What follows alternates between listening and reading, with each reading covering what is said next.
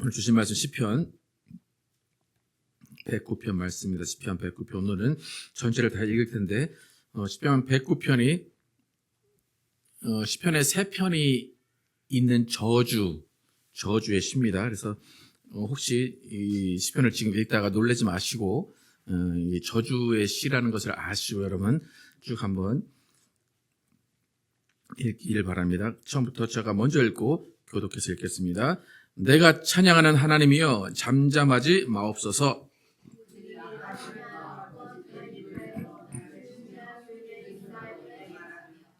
또 미워하는 말로 나를 두르고 까닭 없이 나를 공격하였음이니이다.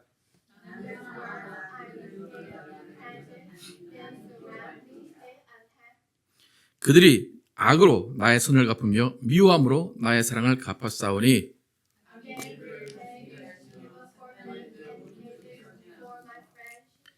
그가 심판을 받을 때에 죄인이 되어 나오게 하시며 그의 기도가 죄로 변하게 하시며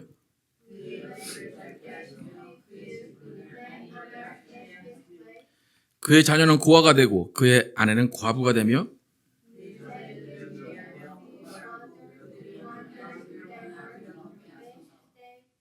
고리대금 하는 자가 그의 소유를 다 빼앗게 하시며 그가 수고한 것을 낯선 사람이 탈취하게 하시며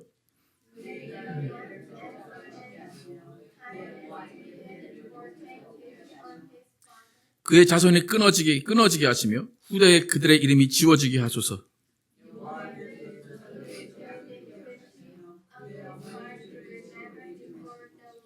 그 죄악을 항상 여호와 앞에 있게 하사 그들의 기억을 땅에서 끊으소서.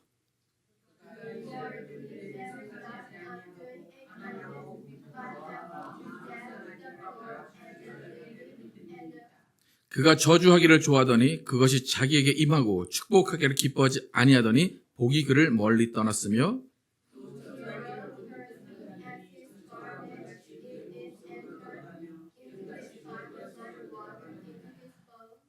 저주가 그에게는 입은 옷 같고 항상 뛰는 띠와 같게 하소서.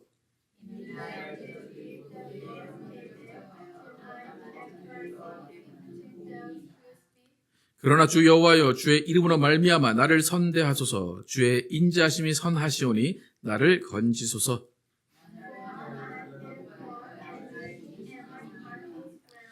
나는 석양 그림자같이 지나가고 또 메뚜기같이 불려가오며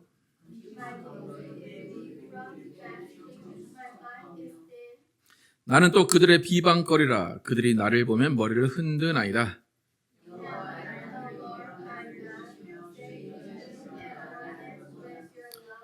이것이 주의 손이 하신 일인 줄을 그들이 알게 하소서. 주 여호와께서 이를 행하셨나이다.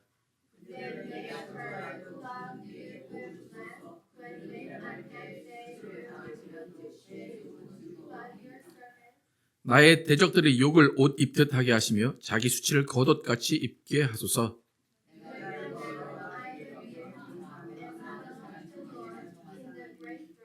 다시 읽겠습니다. 그가 공비판자의 오른쪽에 서사 그의 영혼을 심판하려 하는 자들에게서 구원하실 것임이로다. 아멘. 세상 모든 저주를 짊어지신 예수님이란 제목으로 은혜를 나누겠습니다. 오늘 시편은 다윗의 시입니다. 다윗이 지은 시인데 여러분 시를 읽은 마음이 어떠십니까? 어떤 마음이 드십니까? 이 시가 기도 같아 보입니까? 악에 받쳐서 있는 그 분노에 찬 그 분노, 자기의 마음을 풀기 위한 저주를 퍼붓는 내용의 시입니다. 그런데 이것이 기도이고 성경에 담겨 있는 시입니다. 그래서 시편 가운데 이런 저주의 시가 3편이 들어있는데 그 중에 하나입니다. 그러니까 이 시가 우리가 읽기에 조금 불편하고 또 우리가 이렇게 예배 가운데 다루기 조심스러운 것은 뭐냐면 다윗이 지었다는 것 때문입니다. 다윗이 지었기 때문에 우리는 이 시가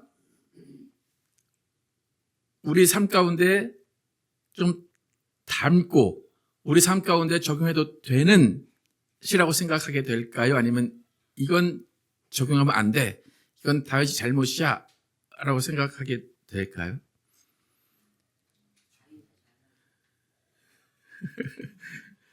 어떤 사람은 시에 성경이 있으니까 나도 이렇게 하면 되겠네. 나도 뭐 나한테 난 잘못 하나도 없으니까 저 사람 나한테 이렇게 하면 하나님 나도 이렇게 기도하면 되겠네 라고 쓸 수도 있고, 또 어떤 사람은 또 다윗은 이러면 안 돼 라고 할 수도 있어요. 근데 중요한 것은 뭐냐, 왜 그러냐면 전후 사정이 없어요. 무슨 일 때문에 이런 기도를 하게 됐는지가 성경에 나와 있지 않아요. 그러니까 지난주 본문에도 그냥 결론만 나와 있듯이 이번 주 설교에도 앞에 어떤 일이 있었는지 모르는데 어떤 누구와 갈등이 있었고 어떤 일을 겪었는지 모르는 상황 가운데 이렇게 저주를 쑥 퍼부었습니다.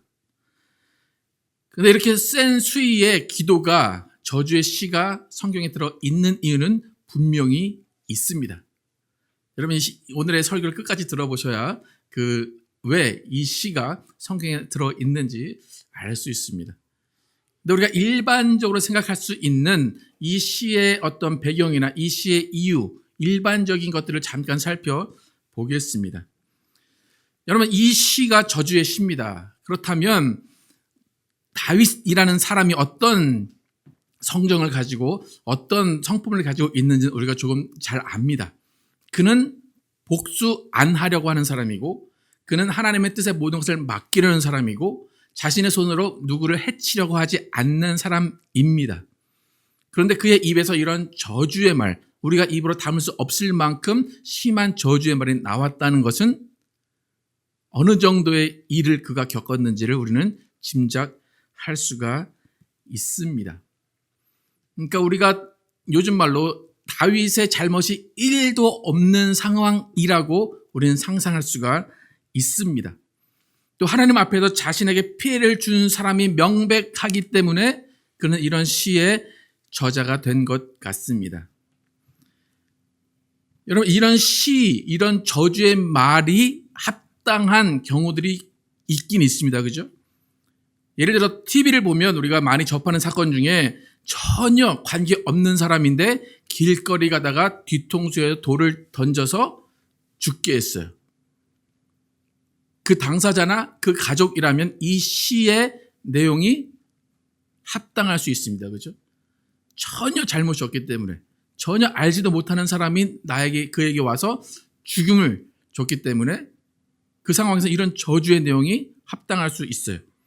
또 음주 운전이나 부주의를 통해서 길거리에 가만히 서 있는데 차가 와서 받았어요. 그러면 그 사람에게 이런 저주의 말을 할 수가 있을 거예요. 또 군사력이 강한 나라가 약속을 쳐들어와서 그 안에는 많은 사람들이 희생됐어요.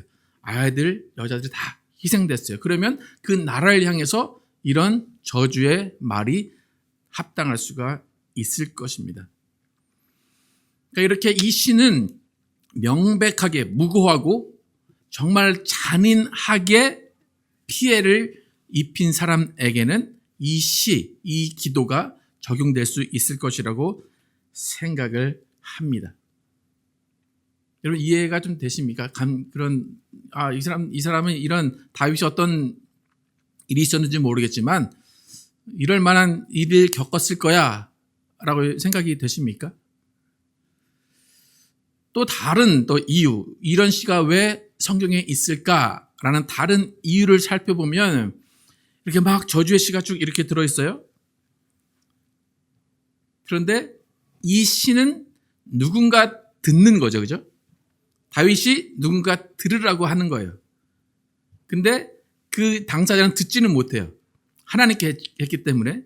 그러니까 당사자는 듣지 못하지만 다윗이 이야기를 했다는 것은, 우리가 이 이야기를 읽고 있다는 것은 이 당사자가 누가 되는 거예요? 그죠? 내가 되는 거죠. 그죠? 우리만 억울한 거예요. 그죠? 다윗은 하나님께 기도한 건데 글로 써놓고 내가 읽으니까 다윗이 누구한테 하는 말이에요? 나한테 하는 말이 되는 거예요. 성경에 이 말이 왜 들어있는가를 잘 생각을 하셔야 돼요. 누군가가 하나님한테 이 말을 했는데 그걸 내가 읽고 있다면 하나님이 뭘 원하시는 거예요? 너는 이런 말을 듣지 않아야 된다라는 거예요. 누군가는 이런 말을 나에게 했어. 그런데 나도 누군가에게 한 말인지 모르겠는데 네가 한번 읽어봐. 여러분이 읽었다면 나는 이런 말을 듣지 말아야 되겠구나 라고 이런 저주의 시가 성경에 들어 있는 것입니다. 근데 이 성경에 들어있는 이 시를 잘 보면 100% 누군가 한 명의 잘못이어야 성립이 되는 거예요. 그러니까 내가 정말 1도 잘못이 없어야 이 시가 적용이 될 수가 있어요. 그런데 여러분의 인생 가운데 보면 어떤 싸움이나 갈등, 한편에 100% 잘못이 있을까요? 없을까요? 누군가 싸워요. 그럼 둘 다 와서 나한테 얘기해요. 이쪽 들으면 누가 잘못한 것 같아요? 저쪽이 잘못한 것 같죠? 이쪽 들으면 누가 잘못한 것 같아요? 저쪽이 들으면 잘못한 것 같죠? 그러니까 갈등하는 상황 가운데는 이 시가 적용이 될 수가 없습니다. 그러니까 내 입장에서는 분명히 잘못이 없다고 생각하지만 갈등 상황이라는 것은 뭔가 갈등을 일으킨 어떤 책임이 양쪽에 다 있을 수 있다는 겁니다. 그렇기 때문에 양쪽의 싸움은 양쪽의 말을 다 들어봐야 알 수가 있습니다.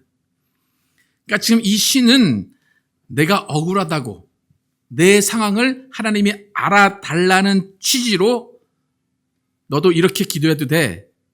네가 기분 나쁠 때 이렇게 상대방에게 저주해도 돼. 라고 쓰여 있는 것이 아니에요. 여러분 아까 저주의 그 시의 내용을 좀 기억하십니까? 어떻습니까? 이 시를 딱 읽고 누가 떠올랐습니까 혹시? 시원하다. 그 사람 이걸 들었으면 좋겠는데 이거 편지를 한번 써줄까? 혹시 그렇게 생각이 드셨습니까? 제발 다시 한번 읽으시기를 축복합니다. 그러라고 써있는 시가 아니라는 겁니다. 아까 말씀드렸듯이 이 시는 내가 이런 말을 들을 수 있는 사람이 아니어야 된다. 내가 혹시 어떤 잘못을 해서 누군가가 나에게 이런 기도를 하고 있을까? 그것을 걱정하며 오히려 나를 돌아보라는 의미로 이 시가 들어있는 것입니다. 여러분 우리가 기독교인들인데 기독교인들을 보면 어느 다른 종교의 사람들보다 좀 공격적인 사람들이 많습니다. 그러니까 이슬람도 마찬가지고 그러니까 성경을 가지고 읽는 종교들이 공격성이 많습니다. 왜 그럴까요? 우린 하나님의 뭐라고 그래요? 군사라고 그래요. 그러니까 하나님의 군사는 나가서 뭐 해야 돼요? 싸워야 돼요. 싸워서 또 뭐 해야 돼요? 이겨야 돼요. 그래서 맨날 승전가를 불러야 된다라고 가르치기 때문에 그 성경을 가지고 있는 읽으면서 그 종교를 가지고 있는 사람들은 공격성이 강합니다. 하나님이 우리를 군사로 세웠다는 건 누구랑 싸우라는 거예요? 그죠? 사탄과 마귀와 싸우라는 거죠. 근데 많은 사람들은 사탄과 마귀는 밖에 있는데 교회 안에서 많은 싸움을 일으킵니다.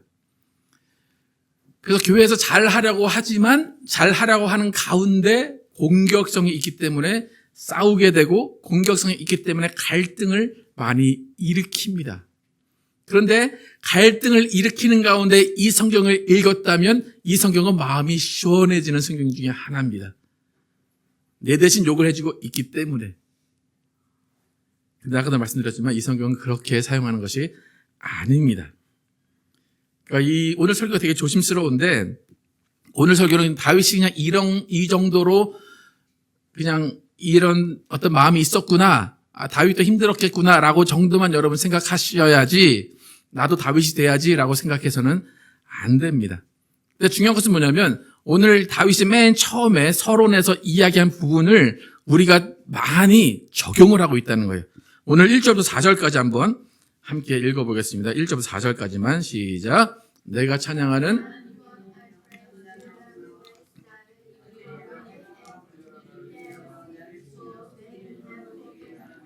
또 미워하는 말로 나를 두르고 까닭 없이 나를 공격하였음이니이다.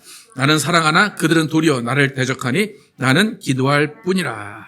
지금 1절부터 4절까지를 읽으면 다윗은 계속 무엇을 주장합니까? 나는 잘못이 하나도 없다. 나는 계속 핍박만 받았다. 나는 욕만 받았다. 그런데 나는 기도할 뿐이다. 영어 성경 맨 마지막에 뭐라고 썼어요? But I am a man of prayer. 난 기도의 사람이야. 근데 나는 계속 욕만 먹고 나는 저를 계속 용서하고 하나님께 기도했는데 쟤는 변하지 않고 계속 나를 공격해. 라고 1절에 4절까지 쭉 이야기를 합니다. 1절에 4절을 여러분에게 적용하고 누군가에 적용하면 대단히 좋은 믿음을 가진 사람이고 기도 열심히 하는 사람이고 하나님을 잘 믿는 사람이에요. 근데 1절을 해서 4절을 싹 지우고 5절부터 시작하면서 야, 누군가 예수 믿는 사람이 이런 기도를 했어 라고 생각하면서 5절에서 10절까지만 함께 읽어보겠습니다. 기도를 많이 하는 사람이라고 얘기 안 하고 그냥 어떤 사람인지 몰라요. 근데 5절부터 이런 기도를 했어요. 그러면 어떤 사람일지 여러분 생각해 보시기 바랍니다. 5절부터 10절 시작. 그들이 악으로 나의 선을 갚으며 미워함으로 나의 사랑을 갚아싸우니 악인이 그를 다스리게 하시며 사탄이 그의 오른쪽에 서게 하소서. 그가 심판을 받을 때에 죄인이 되어 나오게 하시며 그의 기도가 죄로 변하게 하시며 그의 연수를 짧게 하시며 그의 직분을 타인이 빼앗게 하시며 그의 자녀는 고아가 되고 그의 아내는 과부가 되며 그의 자녀들은 유리하며 구걸하고 그들의 황폐한 집을 떠나 빌어먹게 하소서. 아주 믿음이 좋으신 권사님이 이 기도를 했어요. 여러분 그 권사님 다시 볼 수 있을 것 같습니까? 없을 것 같습니까? 장로님이 이 기도를 했어요. 그리고 이 기도를 한 다음에 나는 기도의 사람이야 라고 했어요. 그럼 그 사람에게 어떤 느낌을 받을 것 같습니까? 그러니까 이 기도를 하면서 사랑이 컸기 때문에 미움이 더 크다라고 얘기할 수 있겠어요. 이렇게 무섭고 서슬퍼런 내용의 기도라면 그 사람이 과연 마음 가운데 사랑이 있었을까라는 생각을 하기도 합니다. 그러니까 다윗이 이 말만 안 했으면 좋았을 텐데 나는 기도의 사람이다 라는 말만 안 하고 하나님 오늘은 저는 기도의 사람이 아니에요. 저는 오늘 믿음이 없어요. 그러니까 이런 기도할 거예요. 그랬으면 괜찮은데 나는 기도의 사람이야 라고 하고 이런 빌어먹을 이라는 내용으로 쭉 기도를 했다는 것을 보면 나는 기도의 사람이다라는 그 말이 참 위선적이고 그 말이 참 가식적이다라고 생각이 될 수밖에 없습니다. 누군가가 저에게 백구편을 딱 갖고 와서 목사님 이런 기도해도 됩니까? 라고 하면 정말로 아까 전에 말씀드렸던 누가 뒤에서 돌을 던져서 죽었다거나 그런 상황 아니라면 저는 이런 기도 하지 마십시오 라고 가르쳐 줄 것 같습니다. 그러니까 누가 들어도 기독교인이 아닌 어떤 누가 들어도 이것은 기도가 아니라 그냥 저주라고밖에 할 수가 없습니다. 역시 혹시 여러분 마음 가운데 이런 저주의 마음, 믿음의 그 미움의 마음을 갖고 있으면서 하나님 나는 기도의 사람이니까 이런 기도해도 되죠? 라고 적용하지 마시기를 축복합니다. 기도한다는 게 중요한 것이 아니에요. 하나님을 믿는다는 게 중요한 게 아니에요. 교회에 다닌다는 것이 중요한 것이 아니라 마음에 진실함이 있어야 되고 마음에 진정한 사랑이 있어야 된다는 거예요. 마음에 이런 저주가 있으면서 기도한다는 것, 그것은 하나님이 들으실 수 없는 거예요. 그 어떤 기도도 하나님이 응답하실 수가 없는 거예요. 그래서 여러분 이런 기도 안 하는 것이 복인 줄로 믿습니다. 이런 기도 배우지 않는 것이 복인 줄 믿습니다. 아멘입니까? 여러분 자기가 사랑했던 사람이 나를 버렸다고 한국 그 뭐죠? 아리랑인가요? 나를 버리고 가시는 님은 뭐, 말병 난다. 이게 비슷한 내용이죠. 예. 사랑했으니까 그렇긴 한데 아무리 사랑했다고 그 사람이 밉다고 이런 기도하지 않으시기를 축복합니다. 이런 섬뜩한 기독교인 되시지 않기를 축복합니다. 만약에 다윗이 이 기도를 했는데 다윗이 이런 기도를 진심으로 했다면 사실은 이 기도는 다윗이 필요한 게 아니라 다윗이 죽게 만든 우리야, 누군지 아시죠? 전쟁에 대신 나가게 해서 죽게 한 그 우리야가 이 기도를 했어야 돼요. 또 우리야의 아내는 밧세바, 다윗이 그를 범하여서 평생 그 아이를 낳고 평생 살았던 밧세바가 오히려 이런 기도를 했어야 되는데 다윗이 이런 기도를 했다고 하면 사실 맞지가 않습니다. 여러분, 이렇게 이런 시에 대한 여러 가정을 몇 개 드렸습니다. 그래서 결론은 뭐냐면 여러분 이런 기도는 하지 마시라는 것이 여러분에게 제가 권하는 또 설교입니다. 근데 이제 본문으로 확실히 돌아와서 이 시가 성경에 왜 쓰여져 있는지, 왜 실려 있는지, 왜 우리가 이걸 읽어야 되는지를 이제 다시 한번 자세하게 알려드리겠습니다. 그러니까 지난주에도 설교했는데 구약이라는 것은 예언이 많이 들어있어요. 또 특히 다윗은 자신이 한 이야기가 뭔지도 모르는 상태에서 예수 그리스도에 대해서 예언한 내용들이 많이 있습니다.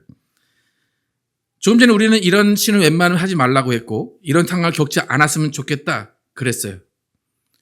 그런데 이런 저주의 상황, 이런 100% 무고한 상황, 정말로 아무 일도 안 했는데 욕을 먹고 아무 일도 안 했는데 죽음을 당한 사람이 있습니다. 우리가 잘 아는 예수님이 이런 상황을 겪으신 분입니다. 예수님은 죄도 없고 흠도 없으신 분임에도 불구하고 억울하게 비난을 받고 억울하게 죄의 누명을 쓰시고 십자가에 달려 죽었습니다. 여러분 인정하십니까? 예수님 몇 번 화를 내긴 하셨어요. 사람들에게 무한을 주긴 하시고 사람들을 조금 화나게 하신 것은 있어요. 그렇다고 해서 그것이 죽음을 맞이하게 하는 이유는 될 수가 없습니다. 그런 예수님에게 사랑하는 제자들이 배신을 했어요. 아버지와 같은 형제, 동족들이 그에게 돌을 던지고 그를 십자가에 못 박았습니다. 그러니까 어쩌면 이 시는 예수님이 당당하게 이스라엘에게 또 제자들에게 할 수 있는 시예요. 왜요? 예수님은 죄가 없이 무고한 상태로 핍박과 죽음을 당했기 때문에 이 시는 예수님이 말할 수 있는 시예요. 저들이 날 죽였습니다. 하나님, 저들에게 이렇게 해주십시오. 라고 말할 수 있는 시예요. 이 시가 성경에 실려 있는 이유는 예수님과 예수님을 배반한 제자가 이 성경에 의해서 관계가 이루어져야 되기 때문에, 그러니까 이 시가 성경에 있는 이유는 예수님과 관련이 있습니다. 그러니까 무슨 말이냐면 다윗도 예언을 했는데 이런 시를 자기가 쓴 거예요. 이런 말을 했어요. 근데 이런 말을 한 이유를 자신도 모르는 거예요. 그리고 이 시를 말한 것이 성경에 써 있는 그 이유도 잘 모르는 거예요. 하지만 다윗은 이 이야기를 했다는 거예요.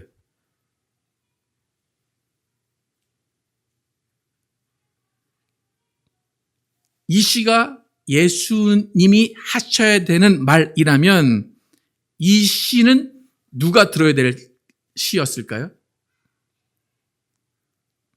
예수님을 죽음으로 몰고 간 가장 유력한 용의자가 누군가요? 한 명만 딱 꼽으면 예수님의 제자 중에, 그죠?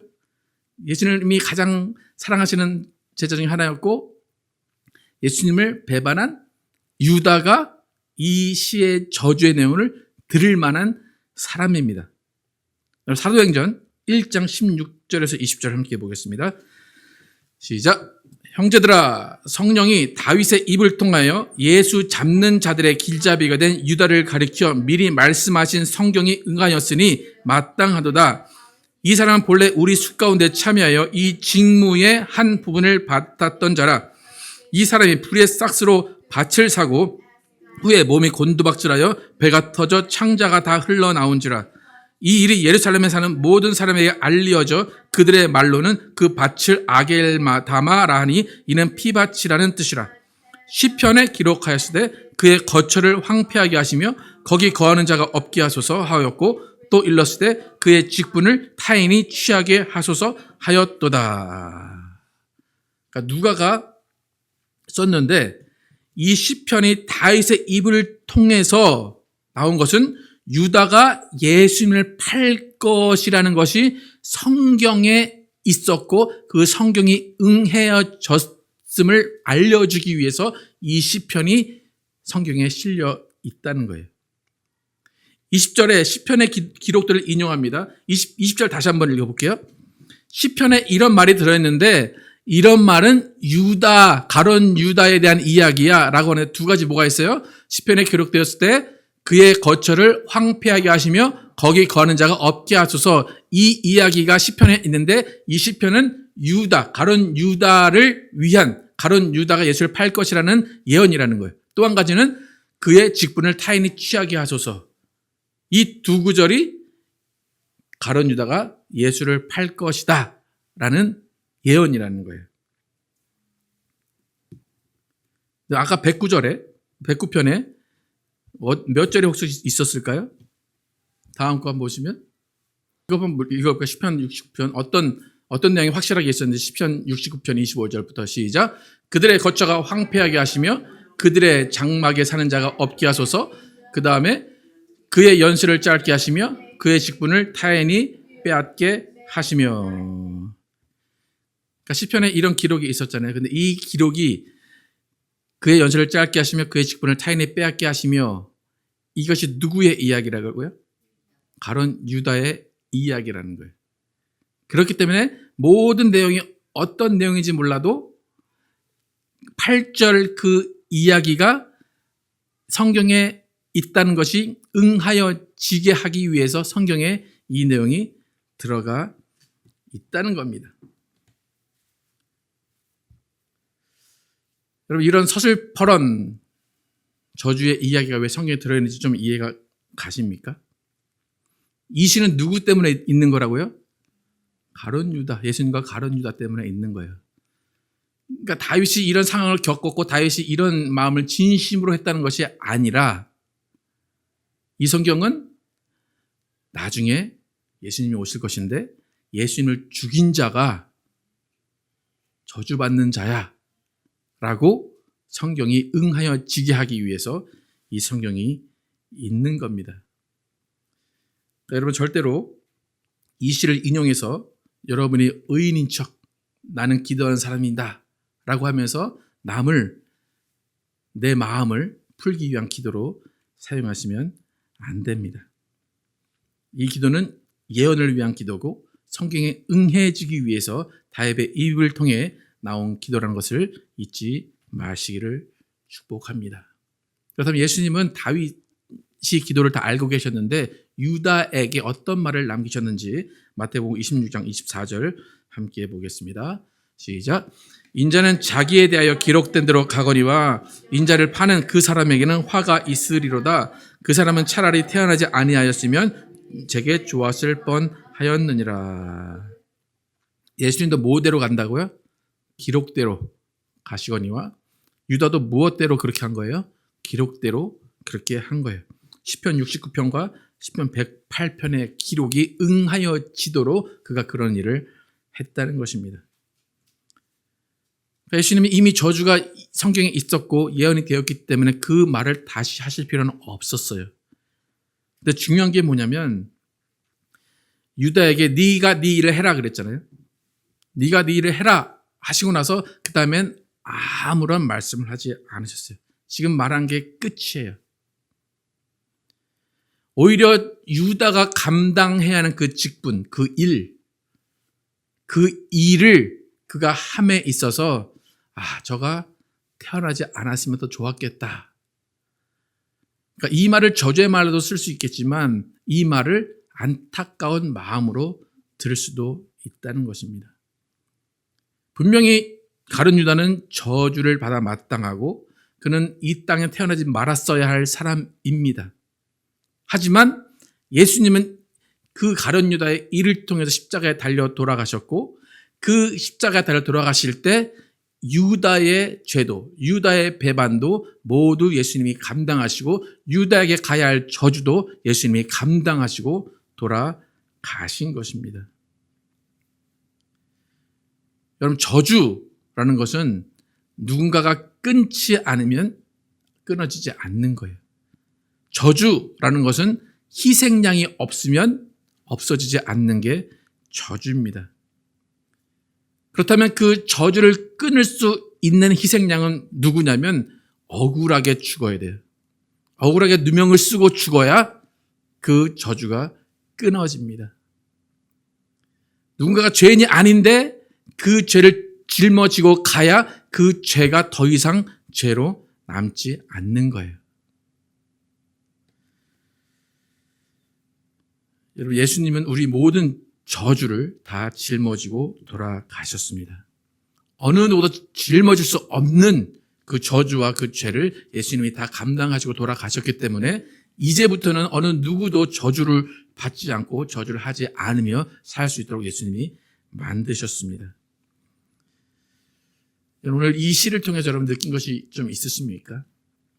나는 기도하는 사람이니까, 나는 예수 믿는 사람이니까, 나는 의롭고 나는 모든 말을 할 수 있어.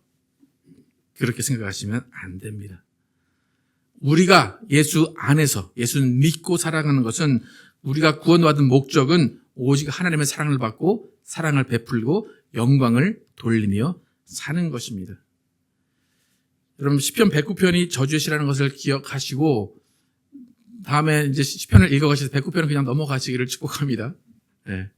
이게 안 읽어도 돼요. 그냥 예수님에 관한 이야기예요. 네. 이 시를 읽고 뭐 가슴이, 전 이 시를 이제 준비하면서 처음에 읽었는데 가슴이 너무 먹먹한 거예요. 그래서 그날 잠도 잘 못 잤는데, 이 시는 가슴에 담아둘 필요도 없고 입으로 할 필요도 없는 거예요. 그냥 예수님이 이런 모욕을 당하셨구나, 가룟 유다가 이런 사람이구나, 근데 그런 사람마저도 예수님이 용서하셨구나 라고 여러분은 이해하시면 되겠습니다. 그래서 이 모든 저주의 내용을 예수님이 짊어지셨다는 것에 감사와 찬양을 하시기를 축복합니다. 그래서 우리의 삶은 예수님을 배반하는 삶을 살지 않고 또 예수님을 은 30냥에 파는 그런 삶을 살지 않고 오직 예수님을 사랑하며 예수님을 아끼며 예수님의 교회를 또 세워가며 예수님의 사람들을 사랑하는 여러분과 제가 되기를 예수의 이름으로 축복합니다.